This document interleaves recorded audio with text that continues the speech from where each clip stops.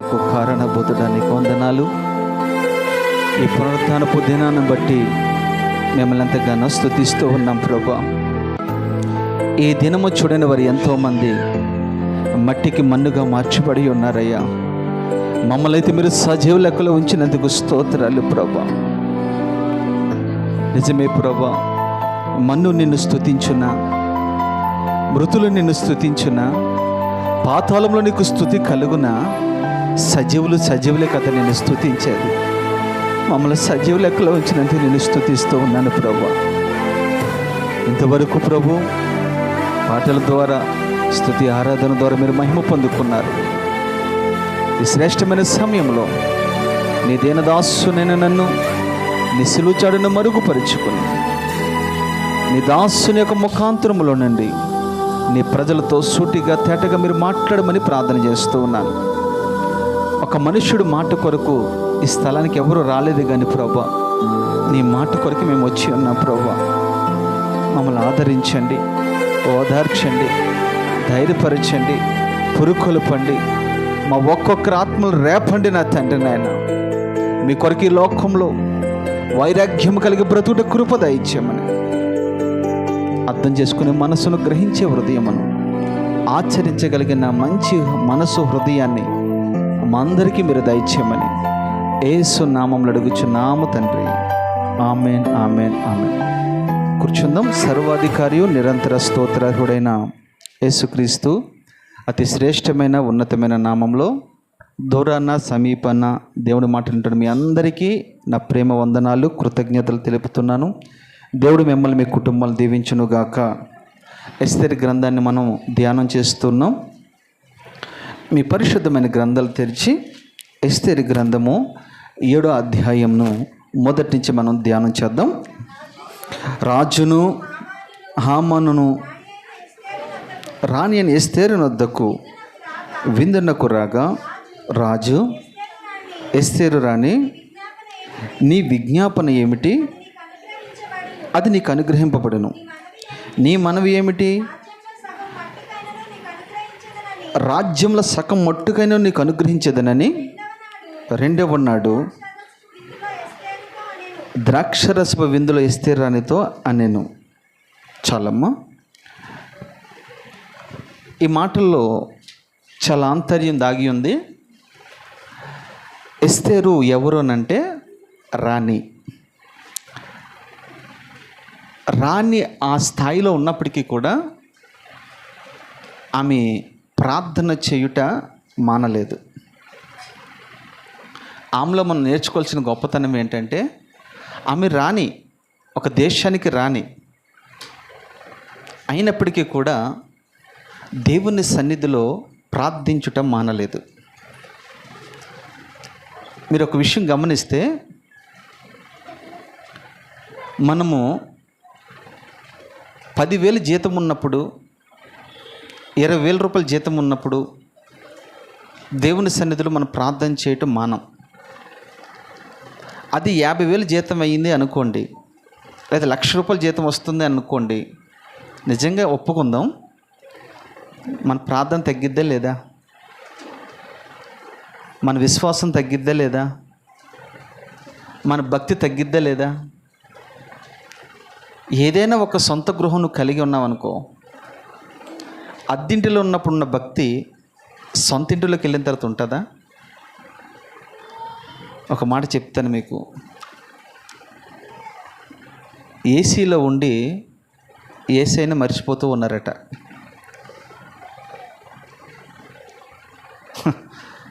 ఏసీలో ఉండి ఏసైనా మర్చిపోతూ ఉన్నారు.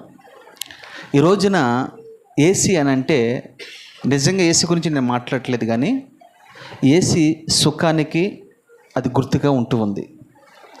ఒక వ్యక్తి సుఖానికి వెళ్ళిన తర్వాత ఖచ్చితంగా భక్తిలో సన్నగిలిపోతూ ఉంటాడు. అందుకనే సామెతల్లో అగురు అనే ఒక దైవజనుడు ఈ రీతిగా మాట్లాడతాడు. అయ్యా, నువ్వు నాకు ఎక్కువగా ఇవ్వద్దు, ఇచ్చిన ఎడల నేను నిన్ను ద్వేషిస్తాను లేదా నిన్ను మర్చిపోతాను. తక్కువగా ఇవ్వద్దు, తక్కువకి ఇస్తే నేను దొంగని అయిపోతాను, నీ నామం అవమానించబడుతుంది. అందుకని నాకు ఎక్కువ ఇవ్వద్దు, తక్కువ ఇవ్వద్దు, నాకు చాలినంత మట్టికి నాకు ఇవ్వి అని ప్రార్థన చేశాడు. క్రైస్తవుడు ఎప్పుడు కూడా మనం ఎలాగుండాలో తెలుసా? సమాన అనుభవాల్లో మనం ఉండాలి. ఎక్కువ తక్కువ మనకు ఉండకూడదు. అప్పుడే నువ్వు ఆత్మీయ జీవితం చేయగలవు. చాలామంది మాకు ఉన్నతమైన ఆశీర్వాదం ఇవ్వండి అని అంటారు, మమ్మల్ని అమెరికా పంపించండి అంటారు, ఆస్ట్రేలియా పంపించండి అని అంటారు. ఆ స్థాయికి మీరు వెళ్ళిన తర్వాత నిజంగా మీరు దేవునికి దూరం అయిపోతూ ఉంటారు. జీతం పెరిగే కొలదే, డబ్బు పెరిగే కొలదే, గౌరవం పెరిగే కొలదే, ఆస్తిపాస్తులు పెరిగే కొలితే దేవునికి మీరు ఖచ్చితంగా 100% దూరం అయిపోతూ ఉంటారు. అప్పుడు మనం ప్రార్థన చేయలేం. ఒకప్పుడు మోకరించే నువ్వు ఇప్పుడు సోఫా మీద కూర్చుని ప్రార్థన చేస్తావు. ఒకప్పుడు దీన స్థితిలో ఉండి ప్రార్థన చేసే నీవు ఇప్పుడు పరుపు మీదకి వెళ్ళి ప్రార్థన చేస్తావు. అంత మార్పు వచ్చుతూ ఉంటుంది. అందుకని ప్రభు అంటాడు, సిరికిని లేదా దేవునికిని మీరిద్దరు యజమానులకు దాసులుగా ఉండనేరరు. ఒకరిని ద్వేషిస్తారు, ఒకరిని ఘనపరుస్తూ ఉంటారు. ఎస్తేరు గురించి మనం ఏం నేర్చుకోవచ్చు అంటే, రాణి అయినప్పటికీ కూడా రాజు దగ్గరికి వచ్చిన తర్వాత విజ్ఞాపన చేస్తూ ఉంది. రెండో అనుభవం ఆమెలో ఉన్నది విజ్ఞాపన. విజ్ఞాపన అన్న మాటకు అర్థం ఏంటంటే, ప్రార్థనలో చాలా రకాలు ఉంటాయి. ఉపవాస ప్రార్థన మీకు తెలుసు, కన్నీటి ప్రార్థన మీకు తెలుసు, రోదన చే ప్రార్థన మీకు తెలుసు. తర్వాత విజ్ఞాపన ప్రార్థన నాలుగవది. విజ్ఞాపన ప్రార్థన అంటే అర్థం ఏంటంటే, ఇతరుల కొరకు చేసేదాన్నే విజ్ఞాపన ప్రార్థన అంటారు. ఇది ఎంతమంది చేస్తారు? ఎక్కువగా ఈ ప్రార్థన చాలామంది తక్కువగా చేస్తూ ఉంటారు. ఇతర బాగోగుల కొరకు, ఇతరుల రక్షణ కొరకు ఈ ప్రార్థన ఎక్కువగా చేస్తూ ఉంటారు. విజ్ఞాపన అంటే అది, ఇతరుల కొరకు చేసేదాన్నే విజ్ఞాపన. మనకు బాగా ఎక్కువ బాధ వస్తూ ఉందనుకో, అది దుఃఖంతో కూడిన ప్రార్థన, కన్నీటి ప్రార్థన అంటారు దాన్ని. మెట్టుకు ఎస్తేరుకి ఇప్పుడు ఏముందయ్యానంటే విజ్ఞాపన ప్రార్థన చేస్తూ ఉంది. ఎందుకని చేస్తూ ఉంది? ఒక యూదుల సమాజం అంతా కూడా నాశనం అయిపోతూ ఉంది. దేవుని బిడ్డలందరూ కూడా నాశనం అయిపోతూ ఉన్నారు. ఈమె మాత్రం ఇప్పుడు రాజు దగ్గరికి వెళ్ళి విజ్ఞాపన చేయకపోతే వారందరూ సంహరించబడతారు. వారి మీద మరణదండం ఉంది, మరణ శాస్త్రం ఉంది వారి మీద. అందుకే నీ తల్లి విజ్ఞాపన చేస్తూ ఉంది. రెండోది, విజ్ఞాపనలో రెండో అనుభవం ఏంటంటే, పొందుకునే వరకు ప్రార్థన విడిచిపెట్టని దాన్నే విజ్ఞాపన ప్రార్థన అంటారు. రెండోది ఏంటి తెలుసా? ఏదైతే దేని గురించి అయితే మనం ప్రార్థన చేస్తూ ఉన్నామో అది పొందుకునే వరకు దానిలో నుంచి మనం విశ్రమించకూడదు. పట్టుదల కలిగి మనం ప్రార్థన చేయాలి. ఈ రెండు అనుభవాలు విజ్ఞాపన ప్రార్థనలో ఉంటాయి. అయితే ఆమె ఏం చేస్తుందంటే, రాజు దగ్గరికి వచ్చిన తర్వాత రాజు పాద సన్నిధిని కూర్చొని విజ్ఞాపన చేస్తూ ఉంది. విజ్ఞాపన చేస్తూ ఉంటే రాజు అడుగుతూ ఉన్నాడు, ఏమని? నీ విజ్ఞాపన ఏమిటి? అది నీకు అనుగ్రహింపబడును. రెండోది ఏమంటాడు అక్కడ? నీ మనవి ఏమిటి? అది నీకు అనుగ్రహింపబడును. రాజ్యంలో సగం మట్టికి నీకు కావాలా? అది నీకు నేను అనుగ్రహించేదను. వెండి బంగారాలు కావాలా? అది నీకు అనుగ్రహించేదను. ఏం కావాలో కోరుకో అని అడుగుతూ ఉన్నాడు. ఇందులో కొన్ని ఆత్మీయ పాఠాలు మీకు చూపిస్తాను నేను. రాజు దయ మనం పొందుకోవాలంటే నీవు కూడా ఒక దయ కలిగిన మనసు మనకు ఉండాలి. దావీదు ఒక మాట అంటాడు, నా ప్రార్థన లేదా నా విజ్ఞాపన దేవుని సన్నిధికి వెళ్ళట్లేదు. కారణం ఏంటో తెలుసా? నా హృదయంలో పాపం ఉంది, నా హృదయంలో పాపం ఉంది, లేదా నా హృదయంలో చెడుతనం ఉంది.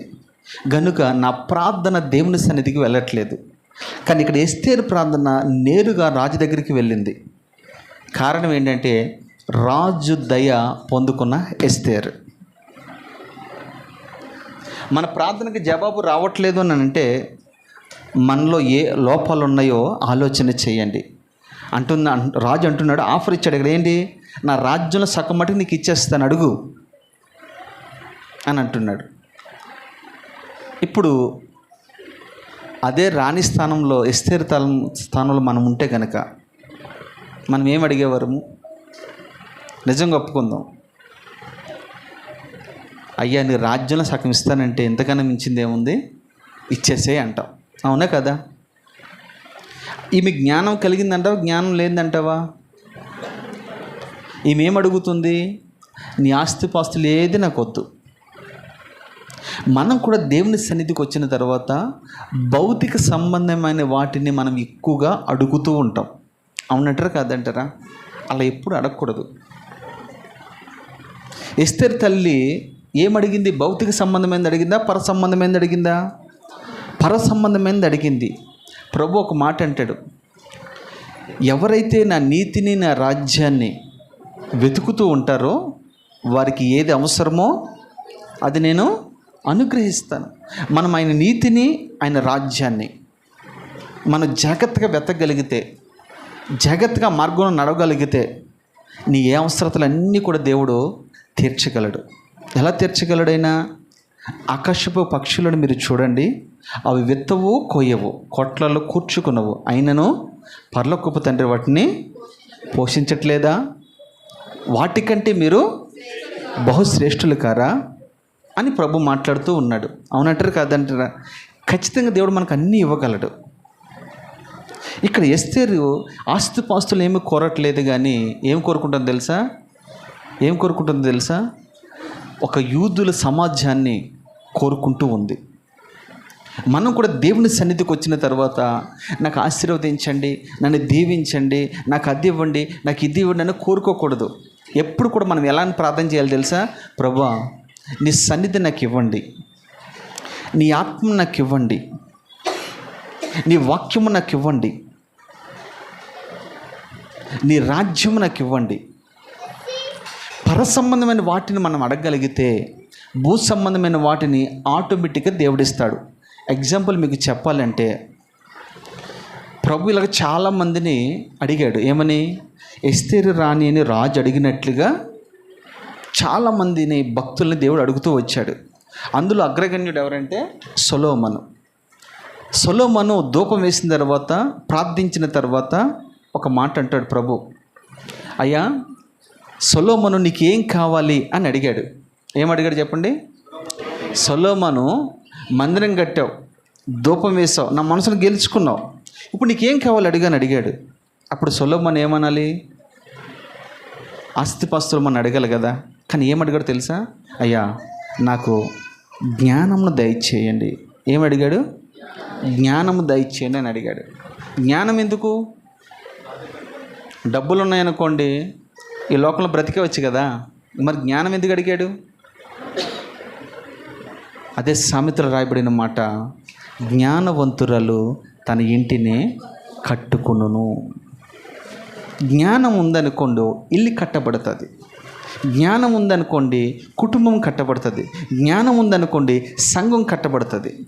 ఈరోజు మనకు జ్ఞానం లేకపోవటం వల్ల కుటుంబం కట్టబడట్ల. ఈ జ్ఞానం ఖచ్చితంగా మనకు ఉండాలి. ఇంతకీ జ్ఞానం ఎవరు అని అంటే యేసుక్రీస్తు ప్రభువే జ్ఞానము, జ్ఞానమే యేసుక్రీస్తు ప్రభు. జ్ఞానాన్ని మనము పొందుకునేవారుగా ఉండాలి. శత్రు బలాన్ని కోరుకోలేదు, శత్రు ప్రాణాన్ని కోరుకోలేదు, ఆస్తిపాస్తులు ఏది కోరుకోలేదు. ఈ వ్యక్తి ఏం కోరుకుంటో తెలుసా? జ్ఞానాన్ని కోరుకున్నాడు. మనం కూడా దేవుని సన్నిధికి వచ్చినప్పుడు జ్ఞానాన్ని లేదా దేవుని ఆత్మని మనం కోరుకునేవారుగా ఉందముగాక. ఇంతకీ ఎస్తేరు విందుకు పిలిచింది కదా ఎవరిని? శత్రువును కూడా విందుకు పిలిచిందా లేదా? అమ్మా పిలిచిందా లేదా? హామాన్ని ఎందుకు పిలిచింది? మనం పిలుస్తామా? మీ ఇంట్లో ఏదైనా శుభకార్యం జరిగిద్ది, మీ ఇంటి పక్క అమ్మతో నువ్వు గొడవాడావు, మీ ఇంట్లో ఏదో శుభకార్యం జరుగుతుంది, పిలుస్తావా పిలవ్వా? దొంగలారు మీరు పిలుస్తారా? ఎవడు పిలవడు. అవునా? పిలుస్తారా? పిలవరు. ఎందుకని? బైబిల్ అదే నేర్పిస్తుంది మనకి. ఒక మాట మీరు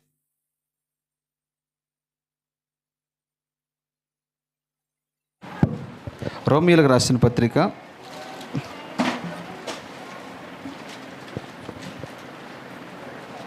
12వ అధ్యాయము 20వ వాక్యం. రోమీయులకు రాసిన పత్రిక 12వ అధ్యాయము. నీ శత్రువు ఆకలి కొని ఉంటే దప్పుకొని ఉంటే దాహమిమ్ము. అలాగూ చేయుట వలన అతని తల మీద నిప్పులు కుప్పగా పోసినట్టు ఉండెను, లేదా పోయొద్దు అని ఉంది అక్కడ.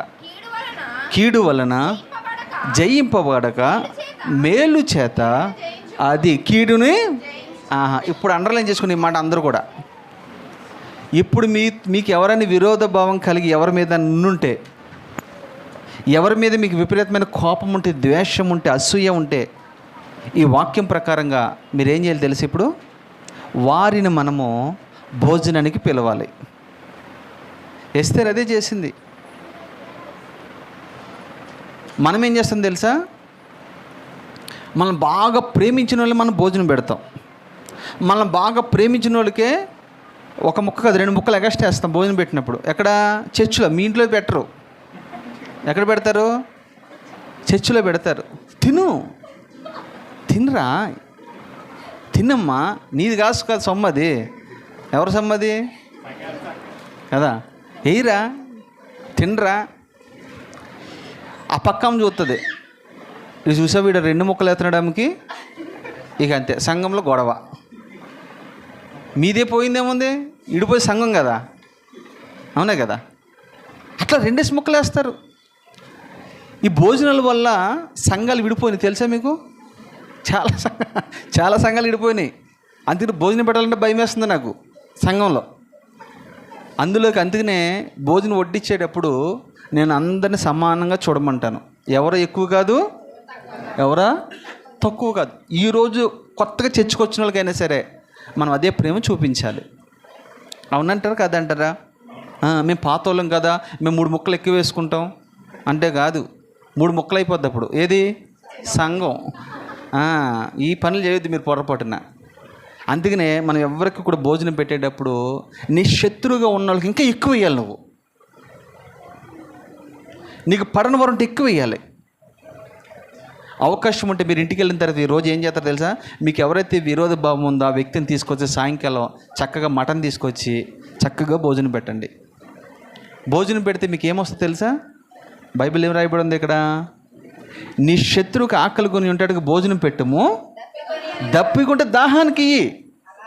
అలాగ నువ్వు చేయటం వలన వాడి తల మీద నిప్పులు కుప్పగా పోసినట్టు ఉంటుంది. నిప్పులు పోస్తే ఎలాగుంటుంది మనిషి మీద? నీళ్ళు పోసుకుంటే ఎలాగుంటుంది? నిప్పులు పోస్తే ఎలాగుంటుంది? నిప్పులు పోతే చల్లగా ఉంటుంది కదా. ఎలాగుంటుంది? మొత్తం కాలిపోతాడు. ఇక ఆ నిజం లోపల అనుకుంటాడు, ఛీ అనవసరంగా అక్కని అపార్థం చేసుకున్నాను, ఈ చెల్లిని అపార్థం చేసుకున్నాను, ఈ అన్నని అపార్థం చేసుకున్నాను, ఎవరో చెప్పిన మాటలు విని, ఎవరు అన్న మాటలు విని నేను తప్పుగా అర్థం చేసుకున్నానని లోపల పశ్చాత్తాపడుతూ ఉంటుంది. అందుకని ప్రభు కూడా ఒక మాట అంటాడు ఉపమానంగా, మీరు ప్రేమించిన వారినే ప్రేమించి వారికి భోజనం పెట్టుట వలన ఉందా లేదా? మీకు ఏం ప్రయోజనము? ఎవరికి పెట్టమంటున్నాడు? శత్రువులు పెట్టండి. మీకు విరోధ భావంగా ఉన్న వరకు పెట్టండి. అప్పుడు పరలోకంలో మీకు దానికి ప్రతిఫలం ఉంటుంది. ఎస్తేరు కూడా అదే చేసింది. ఇక్కడ విందుకు ఎవరిని పిలిచిందో తెలుసా? బద్ధ శత్రువుని పిలిచింది. వాడిని పిలిస్తే వాడికి ఏం జరిగింది ఇక్కడ తెలుసా మీకు? తర్వాత చెప్తాను మీకు. అయితే మనము భోజనానికి లేదా ఎప్పుడైనా ఎవరినైనా మన శత్రువులను పిలిచేటప్పుడు శుభకార్యం పిలవండి. ప్రత్యేకించి క్రిస్మస్ వచ్చినప్పుడు, ఈస్టర్ పండుగ వచ్చినప్పుడు, ఫెస్టివల్ ఉన్నప్పుడు ఖచ్చితంగా వారిని పిలిచి వారికి భోజనం పెట్టి అవకాశం ఉంటే ఒక జత బట్టలు పెట్టి పంపించండి. తర్వాత దాని రిజల్ట్ ఎలాగుంటుందో మీరే అనుభవిస్తారు. ఇప్పుడు చెప్పండి, శత్రువులు ఎవరికి, మీ సంఘంలో ఎవరికైనా శత్రువులు ఉన్నారా మీకు? ఉంటే మీరెందుకు చెప్తారు? చెప్తారా? చెప్పరు. ఎస్తేర్ని గురించి మనం నేర్చుకోవాల్సింది ఒకటి, నెంబర్ 1, ఆమె రాణి అయినప్పటికీ కూడా విజ్ఞాపన చేస్తూ ఉంది, ప్రార్థన పర్రాలు. 2, శత్రువుని ప్రేమించే మనస్తత్వం కలిగిన వ్యక్తి. శత్రువుని మనం ప్రేమించాలి. 3 అనుభవం ఏంటి తెలుసా? ఆమెని ఏం కావాలి రాజు కోరుకోమన్నప్పుడు ఏం కోరుకుందో తెలుసా? చెప్పండి. నశించిపోతున్న వారి ప్రాణాలను కోరుకుంటూ ఉంది. 3 అనుభవాలు ఈ మాటల్లో మీరున్నాయి. తర్వాత ఒక మాట, ఫిలిప్పీయులకు రాసిన పత్రిక 4వ అధ్యాయము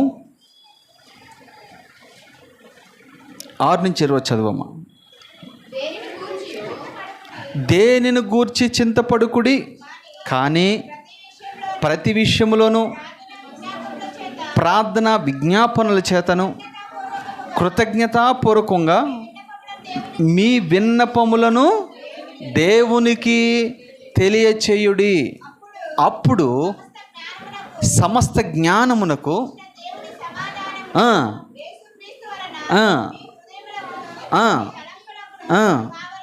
ఆమెను దేవునికి మహిమ కలుగును గాక. అద్భుతమైన విషయం. వాస్తవానికి సమాధానం లేదు, నెమ్మది లేదు. ఉందా? సమాధానం లేదు, నెమ్మది లేదు. కారణం ఏంటో తెలుసా? ఆ మొర్దెకై హామాను చేసిన పనికి రేపో మాపో వీళ్ళు చనిపోవాల్సిన పరిస్థితి వచ్చింది. నిద్ర పట్టట్లా, ఆకలి వేయట్లా, ఎప్పుడు మరణ శాసనం మన మీదకి వస్తుందని భయపడుతూ ఉన్నారు. అయితే ఇక్కడ అపోస్తలుడైన పౌలు ద్వారా ప్రభు మాట్లాడుతున్నాడు. మీరు ఏ విషయంలో సందేహింపగా, ఇక్కడ ఏమంటే తెలుసా? ప్రతి విషయమందు ప్రతి విషయమందు ఏం చేయమంటున్నాడు? అది మీకు ఏదైనా సమస్య ఉందనుకో, ప్రతి సమస్యకి పరిష్కారం ఒకటే, ప్రార్థన. తెలుసా మీకు? ప్రతి సమస్యకి పరిష్కారం ఏంటి తెలుసా? ప్రార్థన. మనకి లోపం లేదా మనకు తక్కువైంది ఏదైనా ఉందంటే, నేను నిజంగా చెప్తున్నాను, ప్రార్థనే మనకు తక్కువ. క్రైస్తవుడికి పాటల మన భాషలో చెప్పాలంటే ఇరగదీసేస్తాం మనం. ఆరాధన చంపపడేస్తాం మనం ఏకంగా. ఇంకోటి అన్నీ బాగా చేస్తాం. కానీ మనలో ఉన్న లోపం ఏంటో తెలుసా? ప్రార్థన. ప్రార్థన ఒక 10 నిమిషాల చేత మనకి విసుగు పుడుతుంది. అవునంటారా కాదంటారా? కానీ ఇక్కడ ఏమంటాడంటే, మీరు ఏ విషయంలో సందేహపడక ప్రార్థన విజ్ఞాపనల చేత అది కూడా కృతజ్ఞతాపూర్వకంగా మీ విన్నపములను దేవునికి తెలియచేయుడి. ప్రతి సమస్య దేవునికి తెలియపరచాలి. మనకున్న బలహీనత ఏంటి తెలుసా? మనకి ఏదైనా సమస్య వచ్చిందనుకో, మనం బాగా ఇష్టపడి ప్రేమించిన దగ్గరికి వెళ్ళి చెప్తూ ఉంటాం అమ్మలెక్కలకి. దానివల్ల నీకు ఎటువంటి ఉపయోగం, ప్రయోజనం లేదు. దేవుని సన్నిధిలోకి వెళ్ళి మనం విజ్ఞాపన చేసేవారుగా మనం ఉండాలి. ఎందుకంటే అప్పుడు ఏం జరుగుద్ది మీకు అంటున్నాడంటే, సమస్త జ్ఞానమునకు మించిన దేవుని సమాధానము యేసుక్రీస్తు వలన మీ హృదయములకును మీ తలంపులకును అది కావలి ఉండదు. చూడు, సమాధానం మనకు కావలిగా ఉంటుందంట. ఏం కావలిగా ఉంటుంది? సమాధానం ఎక్కడ కావలిగా ఉంటుందా? సమాధానం కావలిగా ఉంటామంటే, ఇప్పుడు ఈ గృహం ఉంది, లేదా ఈ మందిరం ఉంది. ఈ మందిరానికి ప్రహారీ ఉన్నట్లుగా సమాధానం ఇక్కడ కంచిగా ఉంటుంది. ఎవరు నిండి లోపలికి రాడు. మన ఇల్లు ఎప్పుడు కూడా శాంతి సమాధానంతో ఉంటూ ఉంటుంది. మనం ఏం చేయాలి తెలుసా? దేవునికి విజ్ఞాపన చేసేవారుగా మనం ఉండాలి. రెండవది, విజ్ఞాపన అనేది ఈ రీతిగా ఉంటుందని మీకు ఒక విషయం అర్థమైంది. రెండవదిగా విజ్ఞాపన అంటే ఏంటో తెలుసా? చూడండి, 1 తిమోతికి రాసిన పత్రిక 2వ అధ్యాయము 1-4 వరకు చదవండి. మనం సంపూర్ణమైన భక్తియు మాన్యతయు కలిగి నెమ్మదిగాను సుఖముగాను బ్రతుకు నిమిత్తము అన్నిటికంటే ముఖ్యముగా, ఈ మాట అండర్లైన్ చేసుకోండి, మనుషులందరి కొరకును, రాజుల కొరకును, అధికారులందరి కొరకును చదువు యాచనలను కృతజ్ఞతాస్తుతులను చేయవలనని హెచ్చరించుచున్నాను. చాలమ్మా. విజ్ఞాపన ప్రార్థన అంటే ఇది. మీకు మొదటే చెప్పాను, విజ్ఞాపన ప్రార్థన ఏంటంటే ఇతరుల గురించి చేసేది. ఇక్కడ తిమోతికి పౌలు అంటున్నాడు, నువ్వు సుఖముగా ఉండాలంటే, ఇంకేమన్నాడు అక్కడ? నెమ్మదిగా ఉండాలంటే. ఇంకేమంటున్నాడు? సుఖముగా నెమ్మదిగా నువ్వు బ్రతకాలంటే ఏం చేయమంటున్నాడు? ఎవరైనా సుఖంగా నెమ్మదిగా బ్రతకాలంటే ఏం చేయాలి? మనం వాడికి భాషలో మాట్లాడుకుందాం. ఏం చేయాలి? మనం ఏం చేయాలి తమ్ముడు? సుఖంగా ఉండాలంటే గొడవలకు వెళ్ళకూడదా? సుఖంగా ఉండాలంటే మనం ఏం చేయాలా? నెమ్మదిగా ఉండాలంటే మనం ఏం చేయాలా? ఇదే ఏముండాలి? బ్యాంకులో 10 లక్షలు ఉన్నాయనుకోండి, మనం అనుకుంటాం హ్యాపీగా ఉంటామేమో అనుకుంటాం. నిజంగా చెప్పండి, మీ ఇంట్లో ఇప్పుడు మీరు చర్చకొచ్చారు కదా, మీ ఇంట్లో ఎవరింట్లోనే 1 లక్ష రూపాయలు బీరువాలో పెట్టి వచ్చిన వాళ్ళు ఎవరు ఉన్నారు ఇక్కడ?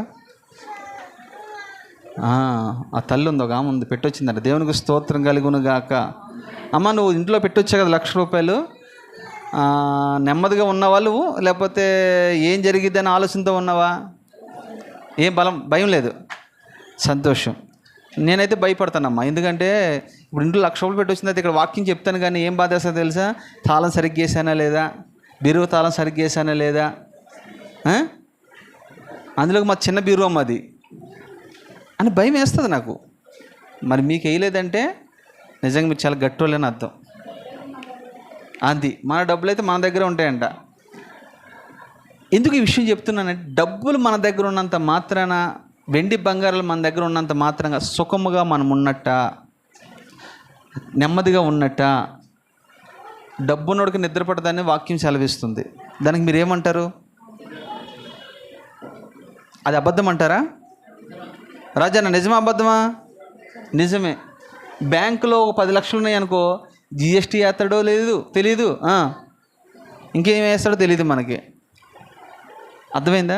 లేకుంటే ఈ మధ్యకాలంలో ఏం చేస్తుంది తెలుసా? మనమంట ఫోను ఎవరికైనా అమౌంట్ కొట్టి, ఫోన్పేలో గూగుల్ పేలో అమౌంట్ కొట్టి అట్లా మనం వదిలేస్తే దాన్ని క్రాప్ చేసే అవకాశం ఎక్కువ ఉందట.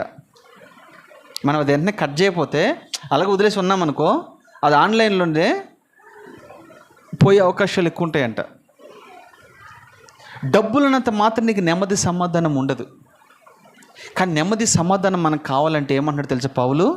నువ్వు సుఖముగాను, సౌఖ్యముగాను, నెమ్మదిగాను నువ్వు ఉండాలంటే ఏం చేయమంటున్నాడు? రాజుల కొరకు మనం ప్రార్థన చేయాలి. ఎవరు మనకు రాజులు? తర్వాత అధికారుల కొరకు మనం ప్రార్థన చేయాలి. మనుషులందరి కొరకు మనం ప్రార్థన చేయాలి. వారి కొరకు మనం ఏం చేయాలి? విజ్ఞాపనలు చేయాలి. అప్పుడు ఏమైతే తెలుసా? ఏం జరిగిద్ది మనకి? అలా చేయితే సుఖమైన జీవితాన్ని నువ్వు పొందుకుంటావు, నెమ్మది కలిగిన జీవితాన్ని నువ్వు పొందుకుంటావు. ఇలా ఎవరైనా బైబిల్ పొందుకున్నారా? పొందుకున్నారు, చాలామంది పొందుకున్నారు. సమూయేలు ఉన్నాడు. సమూయేలు బ్రతుకు దినములన్నిట కూడంట ఇజ్రాయేలు నిమిత్తము విజ్ఞాపన చేశాడంట, ప్రార్థన చేశాడు. అందుకనే దాను మొదలుకొని బెర్షెబ వరకు మంచి పేరుగాంచిన వాడిగా ఉన్నాడు. సుఖముగా నెమ్మదిగా బ్రతుకుతూ వచ్చాడు. ఇలా విజ్ఞాపన చేసిన వారు ఎవరైనా ఇంకా బైబిల్లో ఉన్నారా అని అంటే 2 వ్యక్తులు మీ ముందు తీసుకొస్తారు. నెంబర్ 1 అబ్రహాము. చదవండి అన్నమాట. ఆదికాండము 18:22. విజ్ఞాపన ప్రార్థన అంటే ఖచ్చితంగా ఇదే, మీరు అండర్లైన్ చేసుకోండి. ఆ మనుషులు అక్కడి నుంచి తిరిగి వెళ్ళిరి. అబ్రహాము యెహోవా సన్నిధి నిలిచుండెను. అప్పుడు అబ్రహాము సమీపించి ఇట్లా, నేను దుష్టులతో కూడా నీతిమంతులను నాశనము చేయదువా? ఆ పట్టణంలో ఇక్కడి నుంచి చూడండి, ఒకవేళ 50 మంది నీతిమంతులు ఉంటే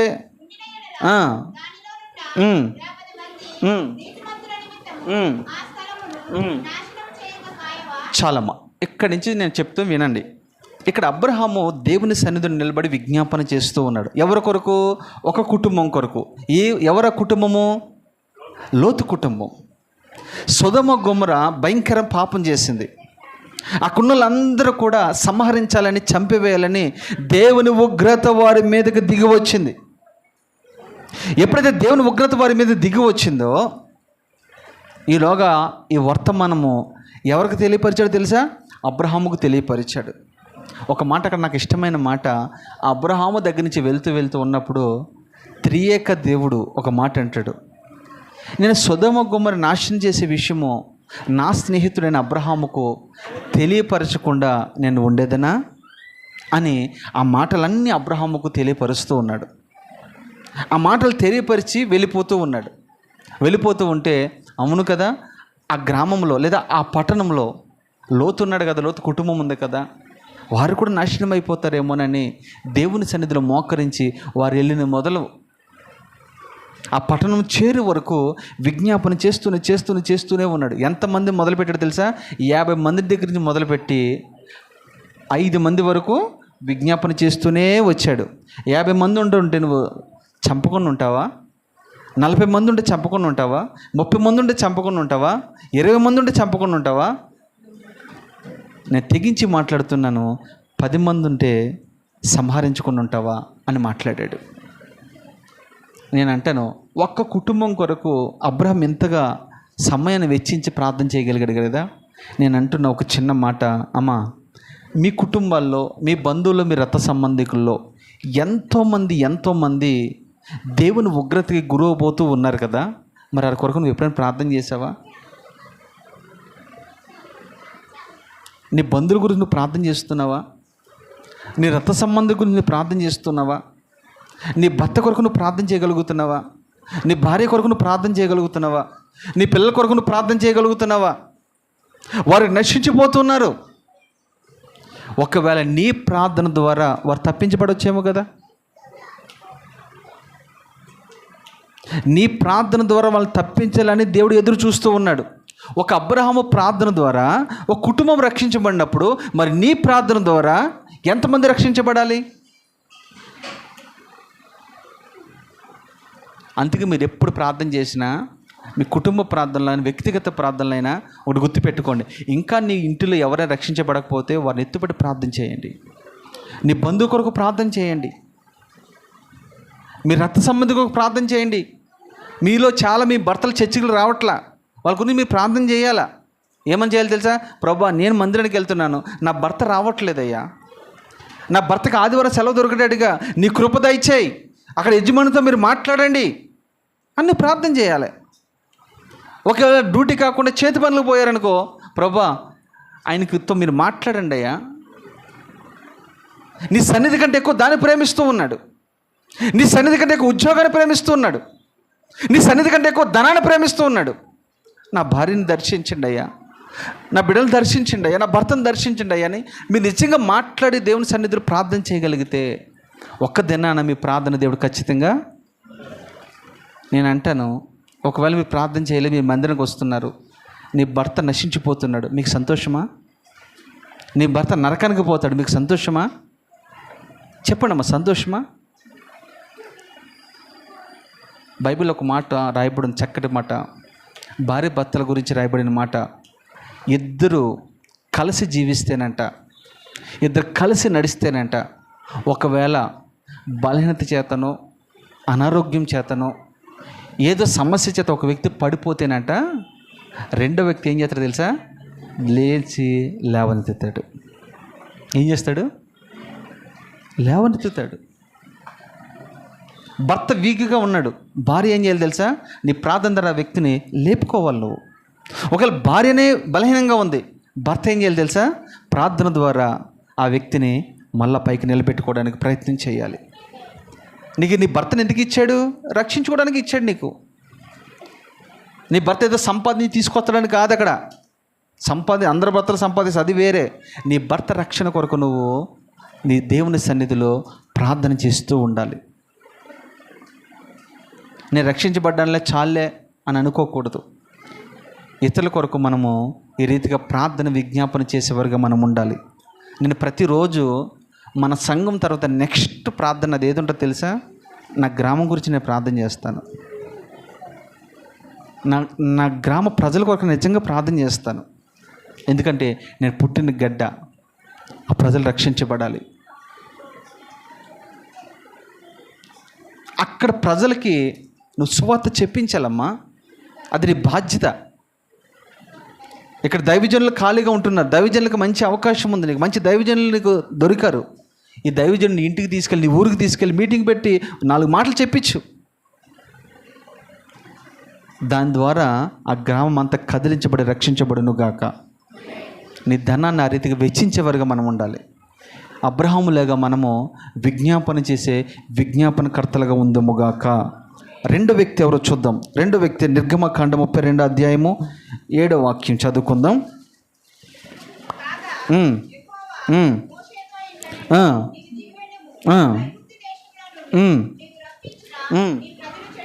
నీ ప్రజలు చెడిపోయారు.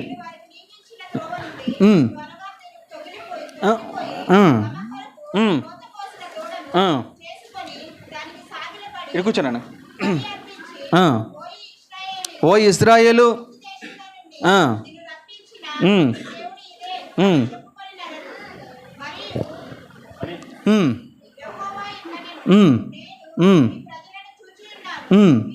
ఇదిగో వారు లోబడని ప్రజలు కావున నువ్వు ఊరకుండము, నా కోపము వారి మీద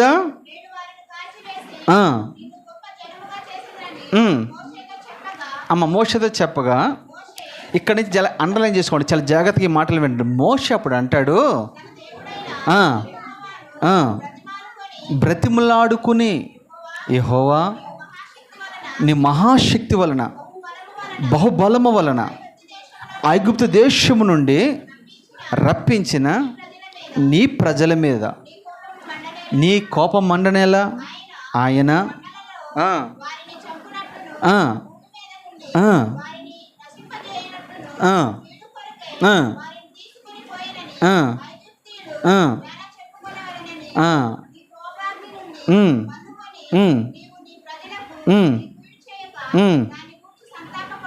చాలు.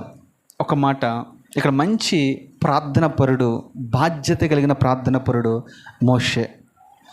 లక్షలాది మంది విడిపించి నడిపించిన తరువాత ఏకాంతంగా ప్రభుతో మాట్లాడడానికి కొండకు వెళ్ళాడు.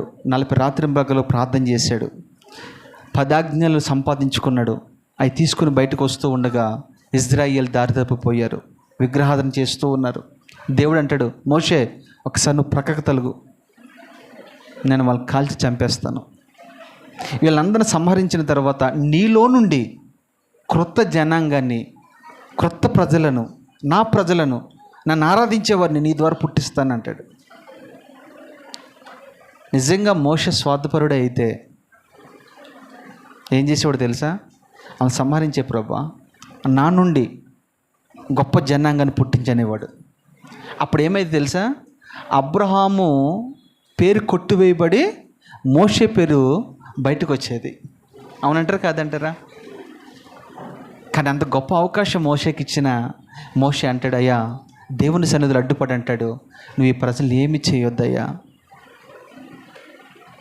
ఎందుకంటే ఏమైనా నువ్వు ఒకవేళ చంపితే, వాళ్ళ దేవుడు ఐగుప్తు నుంచి వారిని ఈ అరణ్యంలోకి ఎందుకు తీసుకొచ్చాడు తెలుసా? చంపడానికి తీసుకొచ్చాడు. ఐగుప్తులందరినీ మీ గురించి చెడ్డగా మాట్లాడుకుంటారయ్యా, దయచేసి కొంచెం ఓర్చుకో ప్రభా అని దేవునితో, ఒక మనుషుడితో మాట్లాడినట్లుగా మోషే మాట్లాడుతూ ఉన్నాడు. ఎహెజ్కేల్ ఒక మాట రాయబడి ఉంటుంది, బండ సందులలో నిలవదగిన వారు ఎవరైనా ఉన్నారా అని ఎంత విచారించినా ఒక్కరునొక కానరాలేదని అంటాడు. అంటే బండ సందు అని అంటే దేవుడి నుంచి ప్రజలు విడిపోయిన తర్వాత ఒక ఖాళీ స్థలం ఉంటుంది. ఆ స్థలంలో ఎవరైతే మోకరించి ప్రార్థన చేస్తారో ఆ వ్యక్తి గురించి ప్రభు వెతుకుతూ ఉన్నాడు. ఆ అనుభవాల్లో ఎస్తేరు కనపడింది. రెండోది అబ్రహాము కనపడ్డాడు. మూడోది మోషే కనపడ్డాడు. ఇజ్రాయేల్ సర్వ సమాజం గురించి మోషే ఎంతగా ప్రలాపించి ఏడుస్తున్నారో చూడండి. అందుకనే ఒక దైవజనుడికి ఏముండాలి తెలుసా? తన సంఘానికి వచ్చే బిడ్డల కొరకు కన్నీరు విడిచే మనస్తత్వం ఉండాలి. వారు దారి తప్పిపోతారేమో, పడిపోతారేమో, తొలగిపోతారేమోనని నిరంతరం మీ కొరకు విజ్ఞాపన చేసే మంచి దైవజనుడు మీకు ఉండాలి. మీ కొరకు ప్రతిరోజు నేను వ్యక్తిగతంగా ప్రతి కుటుంబాన్ని ఎత్తిపెట్టి ప్రార్థన చేస్తాను. ఇది దేవుని సమ్ముఖంలో నేను నిలబడి చెప్తున్నమాట. ఏ పేరు నేను మర్చిపోను. నా గుండెల మీద, నా హృదయంలో మీ పేర్లు అన్నీ రాసుకున్నాను నేను. కొత్తగా వస్తున్న లక్ష్మి ఆంటీ గారి గురించి కూడా ప్రార్థన చేస్తాను నేను. అమ్మా అంతే, మీ పేరు అదేనా?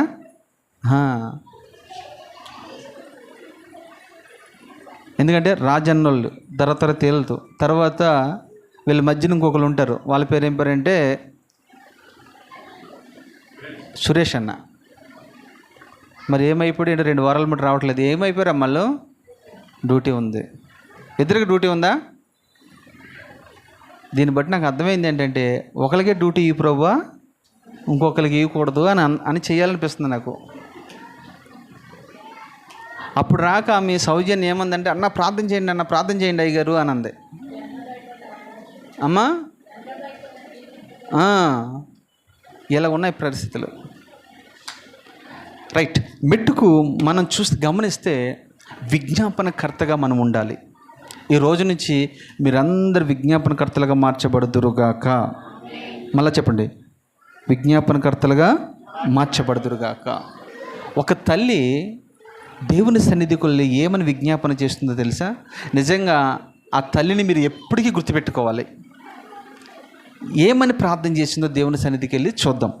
మత్తయి సువార్త 20 అధ్యాయము 20-21 చదువునన్న.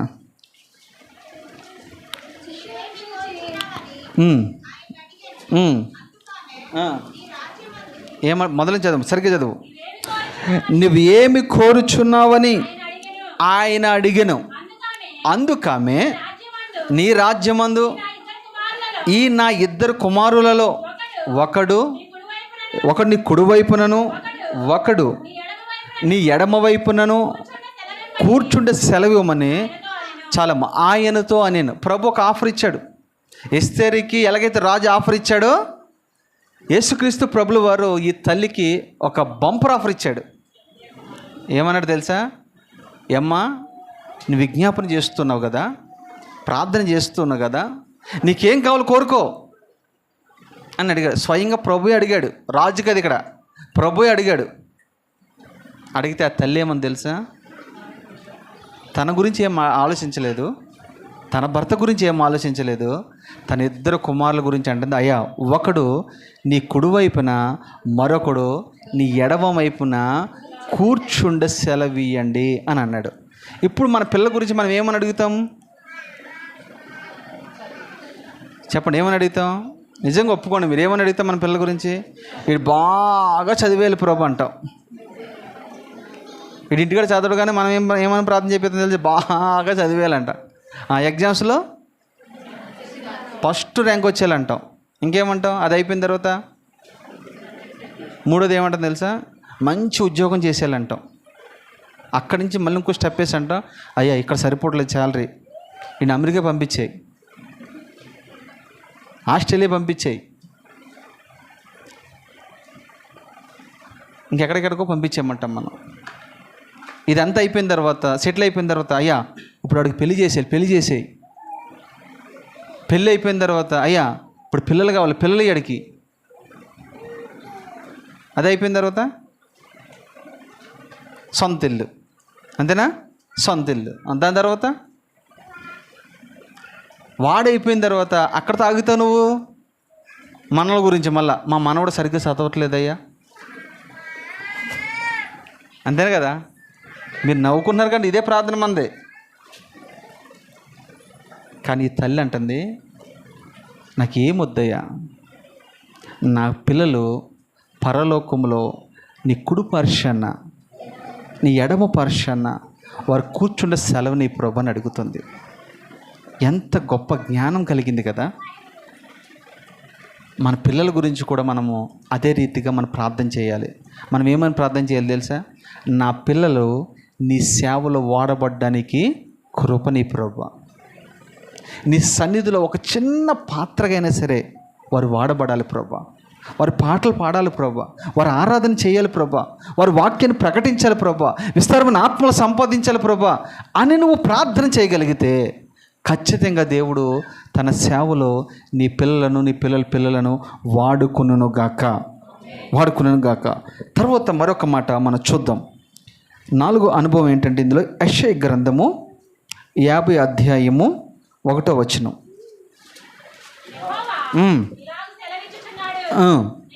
నేను ఒక్క నిమిషం ఇక్కడి నుంచి తర్వాత చదివినమా. ఎస్తేరు గ్రంథంలోకి రండి మీరు. ఎస్తేరు గ్రంథం 7 అధ్యాయం 3 నుంచి చదవండి. అప్పుడు రాణి అని ఎస్తేరు ఇలాగున ప్రత్యుత్తరం ఇచ్చాను, రాజా నీ దృష్టికి నేను దయ పొందిన దానినైన ఎడల తనకు సమ్మతి అయితే నా విజ్ఞాపనను బట్టి నా ప్రాణమును నా మనవిని బట్టి నా జనులను నాకు అనుగ్రహింపబడుదురుగాక. చూడండి ఏమని ప్రార్థన చేస్తుందో, ఏమని విజ్ఞాపన చేస్తుందో చూడండి. మొట్టమొదటి మాట మీరు గమనిస్తే ఇక్కడ అంటుంది, నీ దృష్టికి నేను దయ పొందిన దాన్ని అయితే. మన ప్రార్థన చేసే ముందు ఖచ్చితంగా ఈ మాట మీరు అడగాలి. ఏమని? అయ్యా నీ దృష్టికి నేను యథార్థంగా ఉన్నానా? నీ దృష్టికి నేను దయ పొందిన దానిగా ఉన్నానా? నీ దృష్టికి నేను యోగ్యురాలిగా ఉన్నానా? నీ దృష్టికి నేను నీతిమంతురాలిగా ఉన్నానా అని మనం ప్రార్థన చేయాలి. కానీ మనం డైరెక్ట్గా ఇది ఏముండదు, డైరెక్ట్గా మనకు అది ఇచ్చే ఇది ఇచ్చే అని ప్రార్థన చేస్తాం. నేను ఎప్పుడు ఒక మాట చెప్తూ ఉంటాను కదా మీకు, మీరు ఎప్పుడు మోకరించినా కనీసం ఒక 5 నిమిషాల పాటు అయినా సరే, ప్రభువా నాకు నీకు ఏదైనా అడ్డుబండగా ఉంటే, ఏదైనా ఆయస్కరంగా ఉంటే అది తొలగించి ప్రభువా. నేను అపవిత్రమైన పెదవులు కలిగిన దాన్ని, నా పెదవులను కాల్చండి, నా హృదయాన్ని కాల్చండి ప్రభువా. నా ప్రార్థన సన్నిధానికి వచ్చేటట్టు కృప దయచేయండి. నేను ఎవరెవరి దగ్గర అయితే ఆయస్కరంగా ఉన్నానో నన్ను క్షమించండి ప్రభువా, వారితో నేను సమాధాన పడతాను అని ఈ ప్రార్థన 5-10 నిమిషాల్లో నీ వ్యక్తిగతంగా ప్రభువుకు నీకున్న ప్రతిదీ కూడా మనం సరి చేసుకోవాలి. అప్పుడు ప్రభు నీ పట్ల దృష్టినిచ్చుతాడు. అంతేగాని డైరెక్ట్గా మనం ఎలా ఉన్నా పర్లేదు, ఏం చేసినా పర్లేదు, ఆయన ప్రార్థన దేవుడు వింటాడులే అని అనుకుంటున్నారా? ఆయన నీ ప్రార్థన వినాలంటే నీవు దయ కలిగిన దానిగా ఉండాలి, నువ్వు దయ చూపించే దానిగా ఉండాలి. దయ చూపించిన వారికి మళ్ళా దయ చూపించబడుతుంది. రిటర్న్ గిఫ్ట్ అంటారు దాన్నే. ఒకటి ఇక్కడ ఎస్తేరు తల్లి రాజుకి ఎలాగుందంటే దయ చూపేదానిగా ఉంది. రెండోది మీకు సమ్మతి అయితే, అంటే మీకు ఇష్టమైతే. అమ్మా అంతేనా? ఆ మాటకున్న అర్థం అదేనా? నీకు ఇష్టమైతే. సమ్మతి అంటే అర్థం ఏంటి? మనం ఏదైనా అడిగేటప్పుడు మనం డైరెక్ట్గా ఏమడుగుతాం తెలుసా? మనకు తాడు బొంగరం ఉండదు కానీ డైరెక్ట్గా ఇల్లు అడిగేస్తాం మనం. ఇక్కడ హైదరాబాద్ ఫ్లాట్ ఎంత ఉంటుంది అయ్యా? 100 గజాల స్థలం ఎంత ఉంటుంది ఇక్కడ? ఇంకా మన ఏరియాలో అయితే ఇంకా ₹1,00,00,000 ఉందంటే, ఇప్పుడు ₹1,00,00,000 స్థలం, మళ్ళీ దానికి ఇల్లు కట్టాలంటే ఎంత? మీ బ్యాంక్ బ్యాలెన్స్ ఎంత అని నేను అడుగుతాను. ఎంత ఉంది మీకు బ్యాంక్ బ్యాలెన్స్? కానీ మీరు అడిగేది ఎలాగుంది? న్యాయమేనంటారు అది? అమ్మా న్యాయమా? దీన్ని అంటారు కొండకి నిచ్చినేయటం. కొండకి ఏమేయటం? మన బ్యాంక్ బ్యాలెన్స్ ఏమో 0 ఉంటుంది, కానీ మనం ఏం అడుగుతాం? ఇలాంటి ప్రార్థన ఎవరైనా చేస్తారు మీలో? చేయరా? చేయబోతే మంచిదన్నమా. కానీ ఇలా చేయకూడదు ప్రార్థన. నువ్వు నిజంగా చెప్తున్నాను, ఒకవేళ నువ్వు ఇల్లే కొనుక్కోవాలనుకుంటే ఆ స్థాయిలో నువ్వు ఉండాలి ఫస్ట్. అప్పుడు ప్రార్థన చేయి, దేవుడు దాన్ని అంగీకరిస్తాడు. మనకి ఏమి ఉండదు, ఇల్లు కావాలంటే, కారు కావాలంటే, బంగ్లా కావాలంటే, అపార్ట్మెంట్ కావాలంటే, ఏదేదో కావాలంటావు. మళ్ళీ అంటావు నువ్వు పైగాను నా ప్రార్థన దేవుడు వినట్లేదు అంటాడు. నీ దగ్గర ఏమీ లేదు. గమనించండి ఇక్కడ రెండోది, ప్రభువా నేను ప్రార్థన చేస్తున్నాను, నేను అడిగేది నీ చిత్తమైతే, నీకు ఇష్టమైతే అది నాకు అనుగ్రహించి ప్రభువా అని అడగాలి మనం. అంతేనా? అది నేను ఎప్పుడైనా అదే ప్రార్థన చేస్తాను ఎవరికైనా సరే.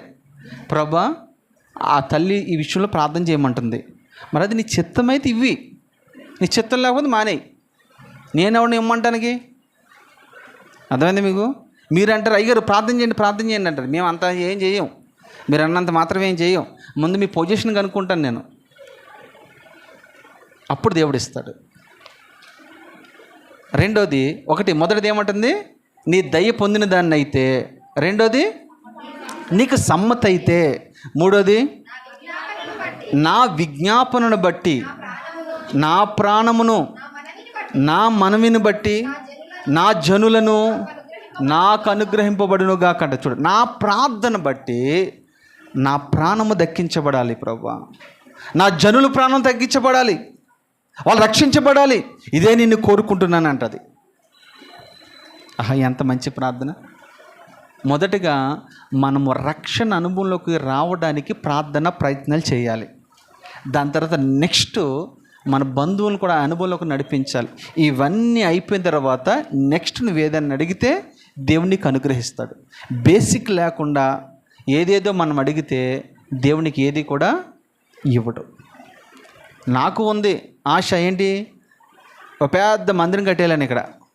ఎక్కడ చెప్పండి అమ్మా? హైదరాబాద్ ఉంది. మీకంటే ఎక్కువ ఆశ ఉంది నాకు. మరి ఆశకున్న ప్రాణాన్ని దేవుడు, అయితే ఏ విషయంలో ఆశపడాలి మనము? ఆ స్థాయికి వచ్చిందో దేవుడు ఇస్తాడు. ఇప్పుడు ఏసీ కొనాలనుకుంటున్నాం, దానికి సమ్మతమే, తలరాయి వేస్తే అయిపోతుంది, ఏసీ పెద్ద విషయం ఏం కాదు.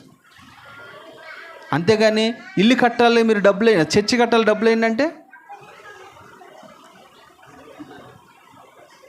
సాలే సంబరం, ఇక్కడ నుంచి వేరే చర్చి చూసుకుందాం మనం, అంతేనా కదా? మీరు అదే మాట అంటారు. అందుకనే జ్ఞానంతో ఏదైనా మనము, నేను ఒకటే ప్రార్థన, ప్రభా నీకు తెలుసు ఈ మందిరం ఎవరిది, దేవునిది, ఈ పరిచర్య ఎవరిది, దేవునిది, దేవునికి తెలుసు. అందుకని అంటాడు, ఆయన బలిష్టమైన రెక్కల క్రింద మీరు దీన మనస్సుకులై ఉండండి. అప్పుడు ఏం చేస్తాడు?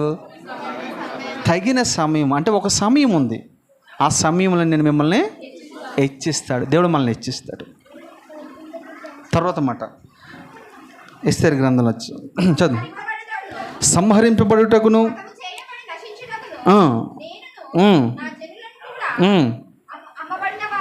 అమ్మబడిన వారము. చాలు. ఇక్కడ ఏమంటుందంటే, మేము సంహరించబడుటకును, హతము చేయబడుటకును, నశించుటకును మేము అమ్మబడితిమి. ఈ మాట మీరు పట్టుకోండి. మనం ఏమై ఉన్నాం తెలుసా? అమ్మబడ్డాం. ఎవరికి అమ్మబడ్డాం? దేవునికి అమ్మబడలా, సాతానుడికి అమ్మబడ్డాం మనం. ఎందుకు అమ్మబడ్డాం తెలుసా? ఆజ్ఞ అతిక్రమమే పాపం చేసి ప్రతి ఒక్కరు కూడా సాతానికి అమ్మబడ్డాం. ఇప్పుడు మనం ఎవరి వశంలో ఉన్నాము? సాతాను వశంలో ఉన్నాం. వాడు మనం కొనుక్కున్నాడు. పాపం చేసిన ప్రతి వారు అందరూ కూడా సాతానికి బానిసలుగా ఉన్నారు, సాతానికి అమ్ముడుపోయారు. అందుకనే యేసుక్రీస్తు ప్రభు అంటాడు, నేను మీకు వెల ఇచ్చి, దేవుడు మనల్ని ఏమి ఇచ్చుకున్నాడు? ఏ వెలది? బంగారమా వెండా? వెల కట్టలేని అమూల్యమైన రక్తం ఇచ్చి నిన్ను నన్ను అయినా కొనుక్కున్నాడు. మనం అప్పుల వాడి చేతిలో ఉన్నాం. చదువునమ్మడు ఇప్పుడు యెషయా గ్రంథము.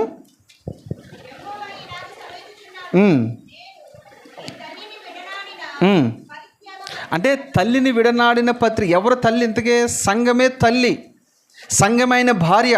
సంఘాన్ని ఏం చేశాడు? విడిచిపెట్టేశాడు. ఏం చేశాడు? విడిచిపెట్టేశాడు. ఇప్పుడు మనం అప్పులు అయిపోయామనుకోండి, భార్య ఏం చేస్తుంది? బాగా అప్పులు అయిపోయాం, టార్చర్ ఎక్కువైపోయింది. భార్య ఏం చేస్తుంది తెలుసా? వీడితో ఉన్న ఒకటే, లేకపోయినా ఒకటి, ఈ బాధ మనకెందుకని వదిలేసి వెళ్ళిపోద్ది. ఏమంటావు వేసోదా ఆ మాటకి?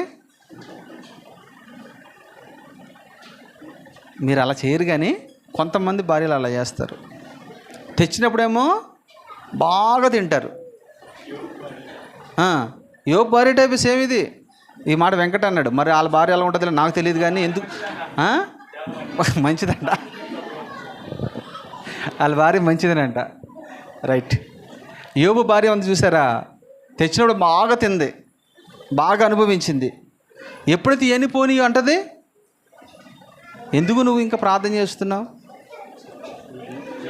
దేవుని దూషించి చచ్చిపో అని మాట్లాడుతూ ఉందండి. అలా ఉండకూడదు మనం. ఇక్కడ చూడండి, నేను మీ తల్లిని విడిచిపెట్టేశాను. విడిచిపెట్టిన పరిత్రేక పత్రిక ఎక్కడున్నది? నా అప్పుల వారిలో ఎవరికి మిమ్మల్ని అమ్మివేసి తిని మీ దోషములు బట్టి. అంతే. మనల్ని ఎలా అమ్ముడిపోయామంటే, మనము ఆయన అమ్మలేదు మనల్ని, ఎలా అమ్ముడుపోయాం మనము? దోషములు అంటే అంతే కదా. మనం అప్పులు చేస్తే, మన అప్పులు పోవాలంటే మనం ఏం చేసినట్టంటే దోషం చేసాం, అపరాధం చేసాం, పాపం చేసాం. మన పాపం వల్ల మనం అమ్మబడ్డాం, మన దోషముల చేత మనం అమ్మబడ్డాం. ఇప్పుడు ఆ పత్రిక ఎక్కడుందని అడుగుతూ ఉన్నాడు. ఎందుకు అడుగుతున్నాడు ఆయన? ఆ పత్రిక మళ్ళీ ఆయన తీసుకుని మళ్ళీ నిన్ను రక్షించడానికి. ఒక మాట, ఇంకొక మాట చదివితే కొలసీలకు రాసిన పత్రిక 2:14.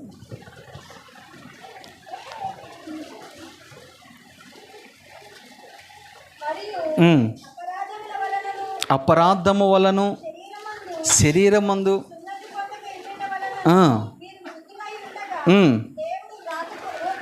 అదే పత్రిక అంటే అదేనమ్మా. పత్రిక అంటే అది ఎవరు రాశారు? ఇది ఎవరు రాసుకున్నారు? ఇప్పుడు మన దగ్గర ఎవరన్నా మనకు డబ్బులు ఇచ్చారనుకోండి, రాస్తారా లేదా? నోటు రాస్తారా లేదా? ఎందుకు రాయించుకుంటారు వాళ్ళు? అది ప్రూఫ్. అది ఇప్పుడు వాడి దగ్గర ఉంటుంది.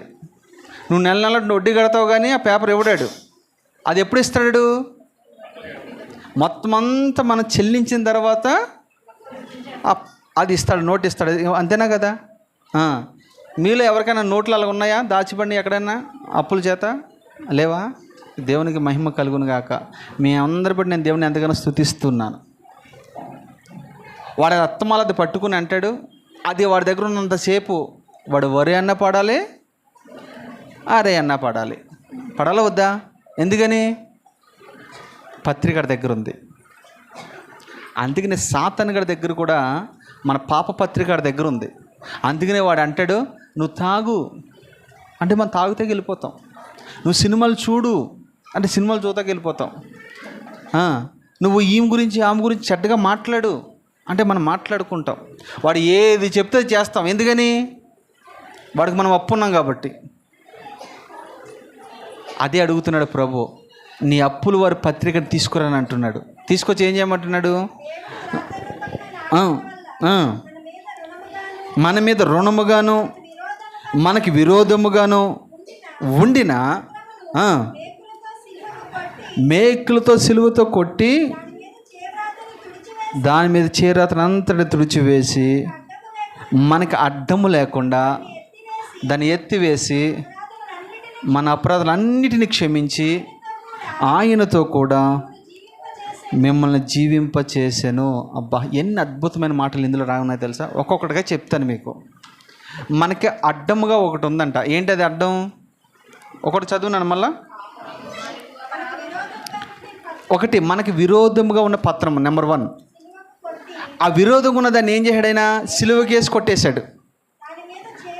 దాని మీద ఉన్న చేవ్రాతతో తుడిచివేశాడు. నేను అంటాను, ఒక మాట గుర్తుపెట్టుకోండి. ఇది కొట్టివేయటం వల్ల ఎక్కువ మనకు ఉపయోగం ఉందా? తుడిచివేయటం వల్ల ఎక్కువ ఉపయోగం ఉందా? కొట్టివేస్తే ఏమవుతుంది? అది మళ్ళీ కనబడుతుంది. తుడిచివేస్తే అందుకనే దావీదు అంటాడు, అయ్యా నీ వాక్యము చేత నన్ను శుద్ధి చేయి, నీ సోపుతో నన్ను శుభ్రంగా కడిగేసాయి, హిమము కంటే నన్ను తెల్లగా చేయి. కడిగి వేస్తే ఒక్కటి కూడా కనపడదు. ఈ పత్రము ద్వారా నువ్వు పరలోకాన్ని పోగొట్టుకుంటున్నావు. అందుకని ఇది అడ్డం లేకుండా తీసివేశాడు. యుగ యుగాలు పరలోకంలో మనం గడపడానికి దేవుడు కృప చూపాడు. మనం ఇంకా ఎవ్వడికి భయపడిన అవసరం లేదు. సాతాను ఇంకా మా మీద ప్రభుత్వం చేస్తున్నాడు, సాతాను ఇంకా మమ్మల్ని బెదిరిస్తున్నాడు, సాతాను మమ్మల్ని ఇంకా అధికారంలో చేస్తున్నాడు అని మీరు అనుకోవద్దు. సాతానుకి ఎవ్వరు భయపడిన అవసరం లేదు. శత్రు బలం అంతటి మీద నేను నీకు ఇచ్చాడా లేదా? ఇంకా ఇవ్వలేనంటున్నాను కొంతమంది. ఇక్కడ దేవుడు మీకు అధికారం ఇచ్చాడు కనుక మీరు ఏ విషయంలోనే భయపడిన అవసరం లేదు. మీరు ప్రార్థన చేయండి, దేవుడు గొప్ప విడుదల మీకు ఇచ్చునుగాక. తర్వాత మాట 2 రాజుల గ్రంథము 4:1. నేను ముగిస్తూ ఉన్నాను.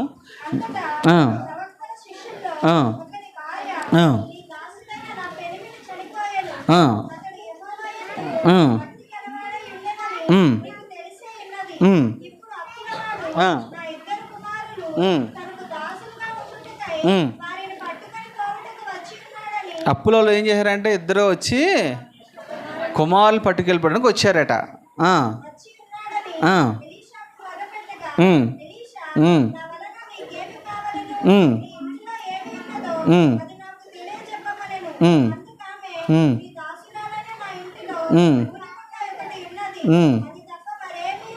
చాలమ్మ చాలు, ఇంకా నేను చెప్తాను, ఇంకా నా వైపు చూడండి. ప్రవక్తుల శిష్యుడు అంటే ఒక ఆయన ఉన్నాడు. ఈయన ఎవరంటే ఎలీషాకి శిష్యుడు. శిష్యుడు అని అంటే ఎలీషాకి శిష్యుడు అంటే మనం అర్థం చేసుకోవచ్చు, చాలా భయభక్తులు కలిగిన వాడని, చాలా నీతిపరుడని, యథార్థపరుడని. ఆయన దగ్గర శిష్యరకం చేస్తూ ఉండగా మరి ఎందుకో తెలీదు అప్పు చేశాడు. చర్చికొచ్చిన ఎక్కువ అప్పులు చేస్తూ ఉంటారు. ఎందుకు అప్పులు చేశారో మనకు తెలియదు. ఏదైనా అప్పు చేసిన కారణం ఉండాలి లేదా? ఒక పిల్లడికి పెళ్లి చేసామంటే అప్పు అయిందంటే అది ఒక అందం. ఒక ఇల్లు కట్టామంటే అప్పు అయిందంటే అదొక అందం. అవునా? ఊరికి ఎందుకు అప్పులు అవుతాయి మనకి? సరే, అప్పులు అయ్యామనుకోండి.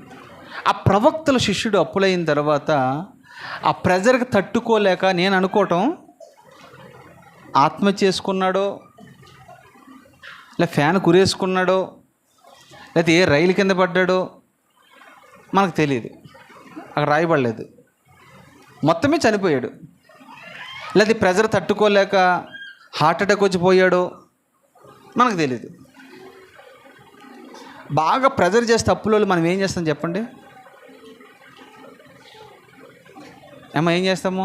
హల్లెలూయా స్తుతి మహిమా ఎల్లప్పుడు అని పాటలు పాడతామా? ఏం చేస్తాము?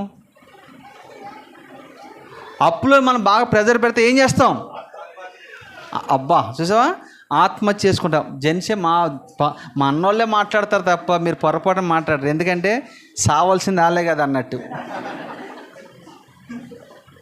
మీరు ఎంత కామ్గా ఉన్నారు చూసారా? ఆ చంపేది మీరంట, అప్పు చేపించేది కూడా మీరేనంట. వాళ్ళ దగ్గర కంప్లైంట్ చూడు ఎలాగున్నాయో. లోపల నుంచి మా సాల్మన్ రాజు ఏం చెప్పాలని చూస్తున్నాడు. ఏదో చెప్పాయి అసలు ఏంది దీనికి పరిష్కారం ఉంది? అక్క ఎందుకు లేదు? ఉంది. అక్కలేంది అన్న లేడు. చెప్పండి. అప్పు చేయించితే వాళ్ళు అంటున్నారు వీళ్ళు. వాళ్ళకి ఎంత ఆవేదన లేకపోతే ఆ మాటలు మాట్లాడతారమ్మా. కొంతమందికి జుట్టు త్వరగా ఊడిపోద్ది. ఎందుకని? టెన్షన్ది. ఎవరి వల్ల? ఆడవాళ్ళ వల్లనే. నిజమే, తొందరగా జుట్టు ఊడిపోతే కారణం కూడా వాళ్ళే. కానీ ఇక్కడ ప్రవక్తల శిష్యుడు కారణం ఏంటో మనకు తెలియదు, కానీ అప్పులు చేసి చనిపోయాడు. ఈలోగా తన భార్య పరుగున ఎలీషా దగ్గరికి వెళ్ళి అంటుంది, అయ్యా నీ శిష్యుడు ఉన్నాడు కదా పలానా, చనిపోయాడయ్యా.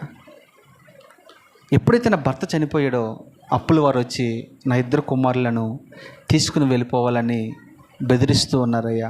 ఇప్పుడు నేనేం చేయాలి చెప్పండి అని అంటే ఎలీషా అంటాడు, మీ ఇంట్లో ఏముందని అడిగాడు. మా ఇంట్లో ఏముందంటావయ్యా? మా ఇంట్లో ఏముంటుంది?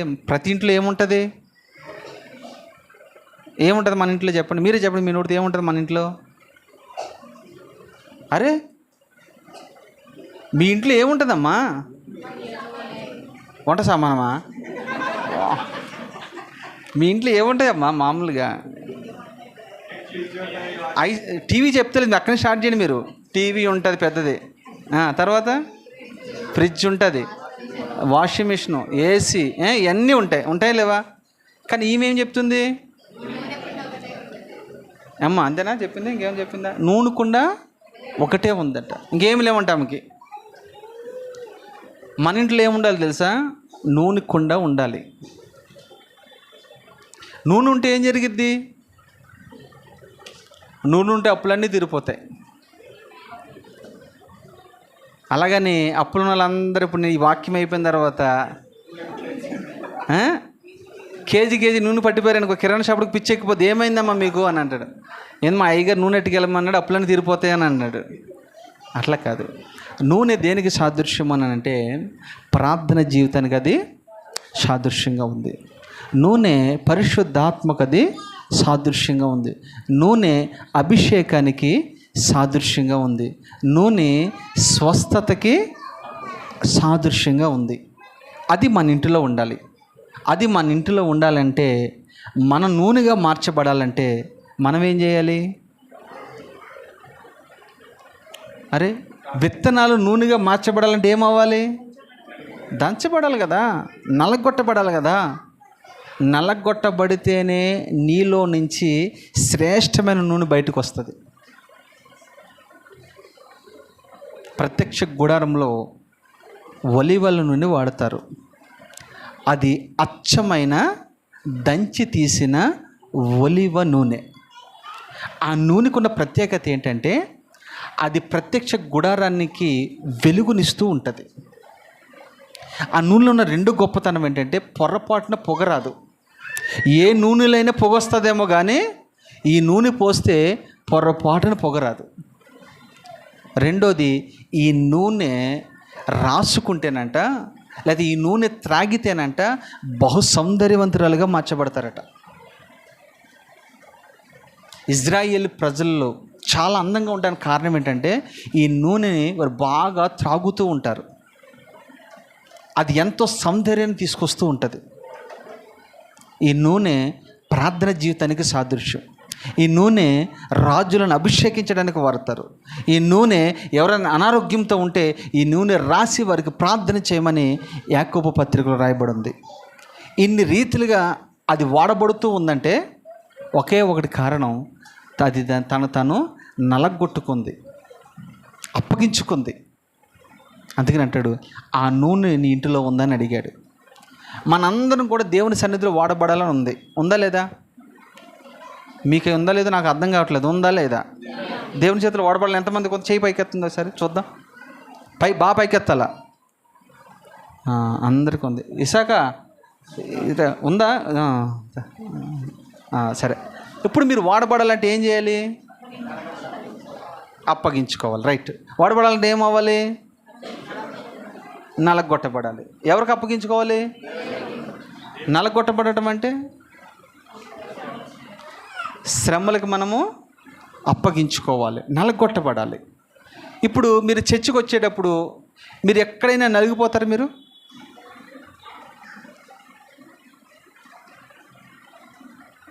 కనీసం మీ బట్టలు కూడా నలగవు. ఇక్కడ ఒప్పుకుంటున్నారు లేదా? ఈ మాట ఒప్పుకుంటున్నారు లేదా?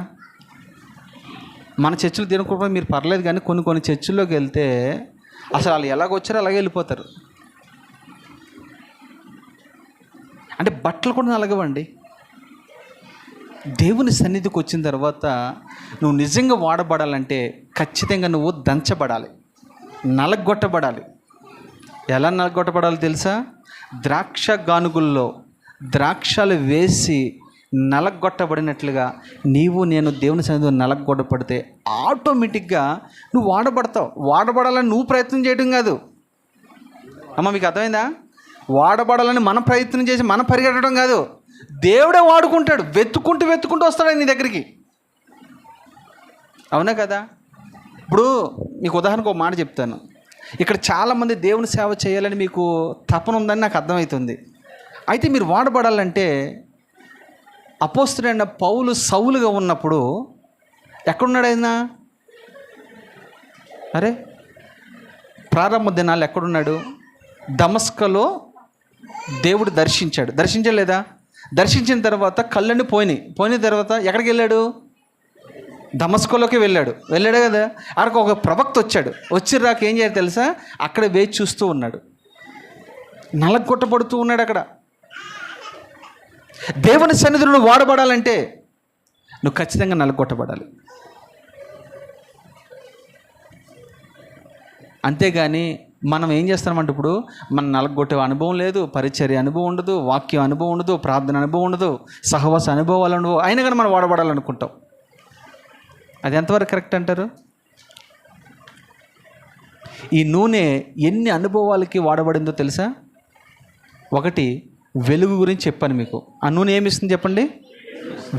వెలుగు దేనికి సాదృశ్యము? యేసుక్రీస్తు ప్రభు అంటారు కదా, మీరు లోకానికి ఉన్నారా లేదా? లోకానికి వెలుగై ఉన్నారు. ఎవరుంటారు లోకానికి వెలుగై అంటే దంచబడిన వారు. 2, ఇది అభిషేకానికి గుర్తుగా ఉందని చెప్పాను.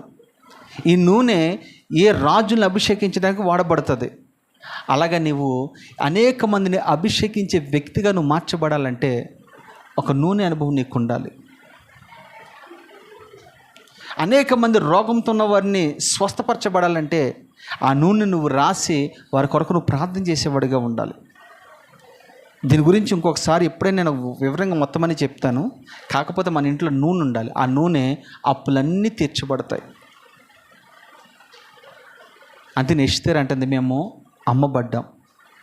ఎవరికి అమ్మబడ్డాం? మనము సాతానికి అమ్మబడ్డాం. ఎప్పుడు అమ్మబడ్డాం? మనము పాపము చేసి మనం అమ్మడిపోయాం. అందుకని యేసుక్రీస్తు ప్రభు 2000 సంవత్సరాల క్రితం వచ్చి ఆ పత్రికను ఆయన తీసుకుని సిలువని మేకులకి వేసి కొట్టి దాన్ని శుభ్రంగా తుడిచివేసి నీకు నాకు విమోచన కలగజేశాడు. అడ్డమేమీ లేకుండా చేశాడు. పరలోక రాజ్యంలో నన్ను ఒక వారసునిగా ఆయన చేయగలిగాడు. తర్వాత మాట ఎస్తేరు గ్రంథంలో చూద్దాం. చదువున్నాను.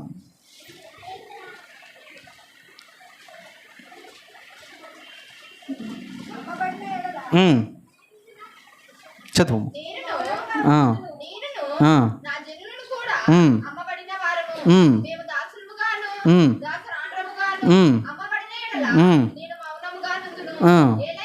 ఏలయనగా మా విరోధిని తప్పించుకున్నట్టుగా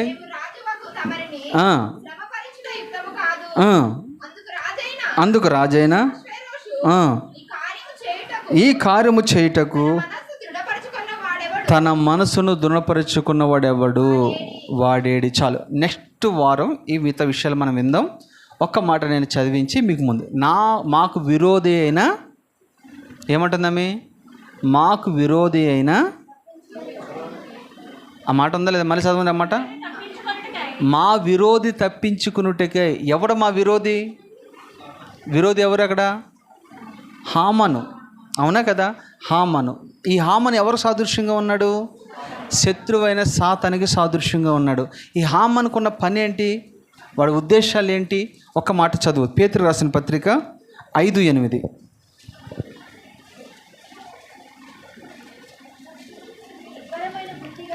నిబ్రమైన బుద్ధి గలవారై మెలకుగా ఉండుడి.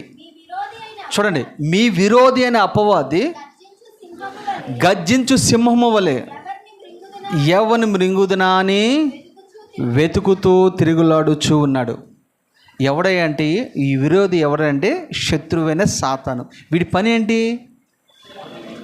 ఎవరిని మృంగుదునా అని. అంటే వాడికి పళ్ళు లేవా?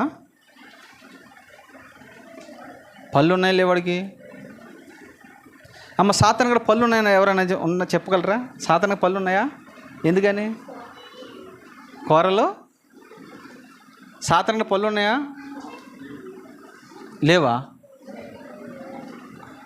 ఇప్పుడు మీరు చెప్పండి, మీకు ఒక 60-70 సంవత్సరాలు వచ్చిన తర్వాత మీకు ఏమైనా చికెన్ ముక్కలు పకోడీ ముక్కలు పెట్టామనుకోండి, ఏం చేస్తారు మీరు? చాకెట్లాగా సప్లించాలి మీరు, అంతే. అది మామూలుగా తినడానికి రాదు అది. అవునా కదా? అంటే దీనికి అర్థం ఏంటంటే సాతానికి పళ్ళు లేవు. ఒకప్పుడు ఉండేవి, ఇప్పుడు పళ్ళు లేవు వాడికి. ఎందుకని? ఏం చేశాడు ఆయన? సిలువ ధ్వజము చేత వాన్ని తలను చెత కొట్టాడంతే. తలను ఎప్పుడైతే చెత కొట్టాడో పళ్ళన్నీ ఊడిపోయినాడికి. అందుకని ఇప్పుడు ఏం చేద్దానంటే మృంగడానికి ట్రై చేస్తూ ఉన్నాడు. సాతాను గర్జించు సింహం వల్ల ఎవరిని మృంగుదనా అని తిరుగులాడుతూ ఉన్నాడు. అమ్మ, ఒకవేళ జాగ్రత్త, మన ఇంట్లో ఎవరినైనా మింగాలని ఆడు ఎదురు చూస్తున్నాడేమో. ఎవరు మింగుతాడు ఆడు ఇంతకే? మీకు తెలియదు ఎవరు మింగుతాడు? ఎవరైతే దేవుని సన్నిధికి దూరంగా ఉంటారో వాళ్ళు మింగేస్తాడు. ఎవరైతే ప్రార్థన చేసుకోరో వాళ్ళని మింగేస్తాడు. ఎవరైతే చర్చికి రారో చెప్పండి వాళ్ళని మింగేస్తాడు. ఎవరైతే వాక్యం చదవరో, ఎవరైతే ఆదివారం ఊరికి వెళ్తారో,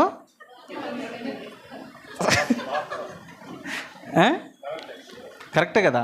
ఎవరైతే చర్చికి రారో, ఎవరైతే ఊర్లకి వెళ్తారో మింగేస్తారు. ఏం తప్పులేదు, మింగేందర మీరు మెల్లిగా లోపలికి వెళ్ళి ఉంటారు అంతే. అంతే, ఏం చేసి మింగేస్తారు మిమ్మల్ని, మీరు మింగబడిన వారుగా ఉంటారు. తర్వాత విషయాలు వచ్చేవారం మనం విందాం. అలాంటి మాటలు, ఈ వాక్యము మన వెనుకల దేవుడు స్థిరపరచునుగాక. ఆమేన్, ఆమేన్, ఆమేన్. ప్రార్థన చేసుకుందాం. హల్లెలూయా, హల్లెలూయా.